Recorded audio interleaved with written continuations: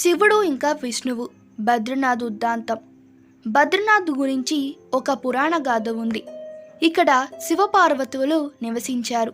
అద్భుతమైన ప్రదేశం సముద్ర మట్టానికి 10,000 అడుగుల ఎత్తున ఉంది. ఒకరోజు నారదుడు విష్ణువు దగ్గరకు వెళ్ళి, మానవాళికి ఒక మంచి ఆదర్శంగా మీరు లేరు. ఎప్పుడు మీరు ఊరికే ఆదిశేషువు మీద పడుకునే ఉంటారు. అలాగే మీ భార్య లక్ష్మీదేవి నిరంతరం మిమ్మల్ని సేవిస్తూ చెడగొడుతూ ఉంటుంది.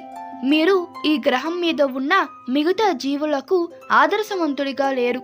ఈ సృష్టిలో ఉన్న అన్ని జీవుల కోసం మరింత శక్తివంతమైందైనా మీరు చెయ్యాలి అంటాడు.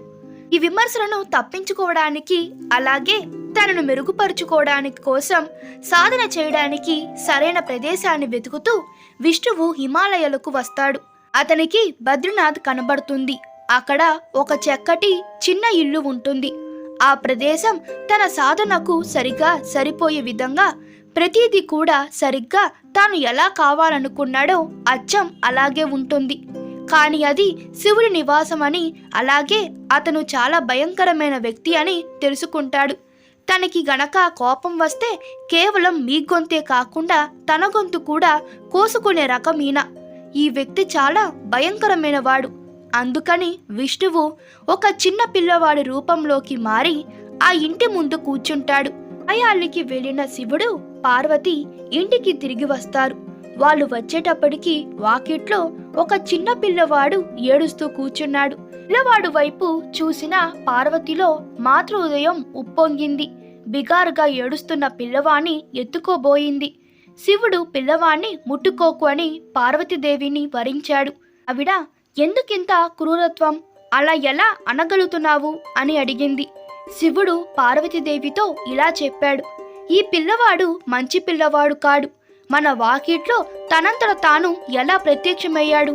చుట్టుపక్కల ఎవరు లేరు. పోనీ తల్లిదండ్రుల పాదాల ముద్రలు మంచులో ఎక్కడా కనిపించడం లేదు. పిల్లవాడు కాదు అని. కాని పార్వతీదేవి వీలేదు, నాలోని మాతృత్వం పిల్లవాణ్ణి ఇలా ఏడుస్తూ వదిలేయలేదు అని. ఆమె పిల్లవాడిని ఎత్తుకొని ఇంట్లోకి తీసుకొని వెళ్ళింది. ఆమె ఒడిలో కూర్చున్న పిల్లవాడు చాలా సంతోషంగా కనబడ్డాడు.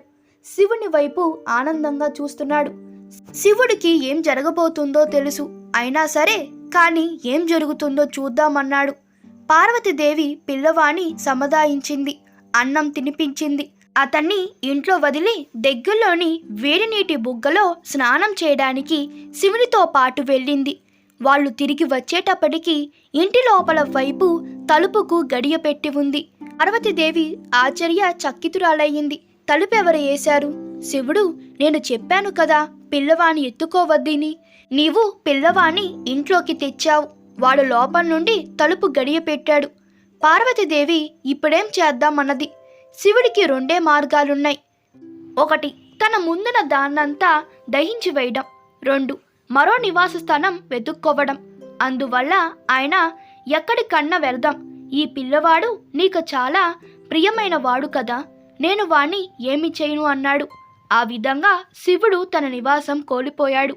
శివపార్వతులు ఆ ప్రాంతమంతా తిరిగారు. తగిన చోటు కోసం వెతికారు. చివరికి కేదార్నాథ్లో స్థిరపడ్డారు. మరి ఇదంతా ఆయనకు ముందే తెలియదా అని మీరు అడగవచ్చు. మీకెన్నో విషయాలు తెలుసు, కానీ మీరు వాటినలా జరగనిస్తారు. ఈ వీడియో మీకు నచ్చినట్టయితే మీ అభిప్రాయాలు కామెంట్ తెలపండి. Please like, share and subscribe to my channel. Thank you.